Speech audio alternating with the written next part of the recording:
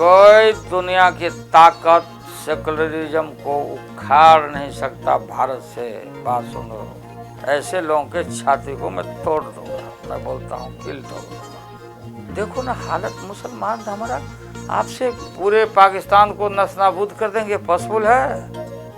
ये नस्तानाबूद कर देंगे, पॉसिबल है? पाकिस्तान और भारत की सियासत में एक बहुत बड़ी मुमासलत दिखाई देती है।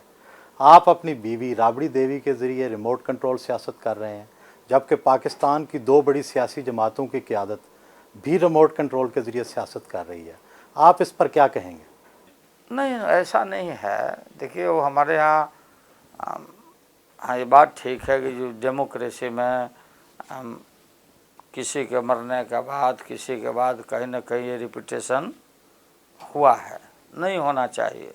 आप पर करप्शन के इल्ज़ामात लगे, पाकिस्तान की दो बड़ी सियासी जमातों के रहनुमाओं पर भी करप्शन के इल्ज़ामात लगे। आप सियासत में करप्शन के हवाले से क्या राय रखते हैं? देखो, बात यह है भाई कि जो पॉलिटिकल लोग हैं, चाहे कहीं के भी हों, politicians, everybody are against the politicians, everybody, every institutions. और मैं जो देखता हूं कि कोई ऐसा रेयर लोग ऐसे होंगे जिनको कोई पदों की अपॉर्चुनिटी नहीं मिली हो। The corruption, this greediness, dishonesty everywhere in each, हर समाज के हर पहलू में, चारों तरफ दुनिया में ये व्याप्त है। लालू जी, सारी दुनिया में सियासतदानों के बारे में ये राय है कि इनके दोहरे मयार हैं। आपने अपनी बेटी की शादी में लाखों रुपए खर्च किए, क्या ये भी गरीबों की मोहब्बत में खर्च किए गए? फिर मैं आपको बताता हूं कि हमारी जो बेटी की शादी हुई, लालू की बेटी की शादी, और कोई भी नेता अपने घर से एक पैसा नहीं खर्चा करता, ये आप नोट कर लो। हमारे पार्टी के लोगों ने बढ़िया टेंट लगा दिया, पार्टी का आदमी कई एक लोग हैं, फर्नीचर आ गए, थोड़ा पंडाल अच्छा हो गया, थोड़ा भोजन वोजन हो गया, लोग अच्छे बुरे सब लोग जुट गए। एक लाख आदमी आता, जिसको न्योता भी नहीं देते, कोई खाना भी नहीं खाया। लेकिन जो लोग हैं, अब देखो दिल्ली, आज दिस होटल है, we are sitting in this hotel. आप लोग भी देखे होंगे, ऐसे होटलों में जो हाई फाई या सोकल एलिट है, उसके एक दिन के शाम को दारू पीने का और खाने का बिल आता होगा 50 लाख रुपया। इधर आते, हमारे यहाँ भी आता। क्या आप सोशलिज्म के हामी हैं? पूरी गवर्नमेंट, अगर हमारा ताकत चले, हमारा पावर मिले कुदरत के कृपा से, तो सारे देश के प्रॉपर्टी को मैं टेक ओवर कर लूँगा, और टेक ओवर करके रीडिस्ट्रीब्यूशन मैं करूँगा। अब रीडिस्ट्रीब्यूशन एंड नेक्स्ट कम्स कि लैंड टू द टीलर्स। तो क्या आप ज़मीनें हारियों में तकसीम करने का इरादा रखते हैं? जो जमीन को जोते बोए, वो जमीन का मालिक हो गए। लालू जी, अगर आप भारत के वज़ीर आज़म बन गए तो क्या मसला कश्मीर हल कर देंगे? देखिए, कश्मीर का मसला हम लोग के सामने कोई मसला नहीं है। आप और हम भाई हो, मसले तो कहीं और हैं। मसले बातचीत करके, तो कश्मीर के, जम्मू कश्मीर के जो भी सवालात हैं, हम भाइयों को पीसफुल मैनर में, क्या होगा नहीं मानो, सपोज कि नहीं होना है, then what will happen and what is happening?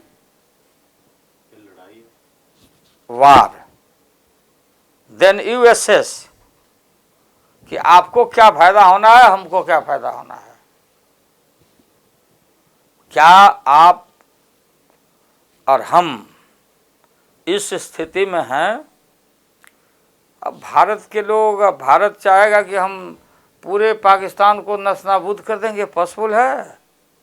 ये नस्तानाबूद कर देंगे, पॉसिबल है? नहीं ना है। वे नहीं, आप जंग नहीं करने देंगे? हमारे हाथ में शक्ति होगी, मैं कोई युद्ध नहीं करने दूंगा। अगर हमारा चला तो हम आपसे भाग के लड़ेगा, झंझट करेगा, क्यों किया, क्यों लड़ा, बंद करो। भारत में मुसलमानों का मुस्तकबिल क्या है? क्या इंडिया में सेकुलरिज्म बरकरार रहेगा? अरे भाई, कोई दुनिया की ताकत सेकुलरिज्म को उखाड़ नहीं सकता भारत से। बात सुनो, ये कोई पॉलिटिक्स नहीं, कोई मैंने ये नहीं समझो कि तुम्हारे देश में आके मैं बोल रहा हूँ। जहाँ मैं बोलता सेकुलर ताकतें, वहाँ लालू यादव को लोग जानता है, समझा।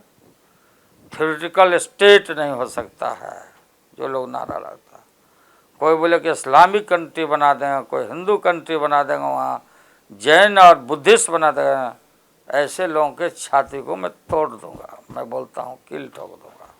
देखो ना हालत, मुसलमान था हमारा, आपसे 17 करोड़ मुसलमान हैं भाई हमारे। आज जो मुस्लिम भाई की स्थिति है वही गांव के और सब जगह के बैकवर्ड गाँव।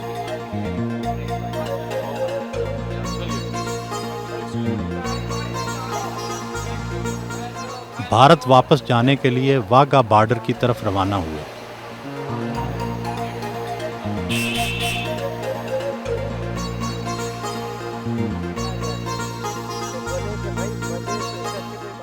भारत पाक एका करना है, भारत पाक एका करना है।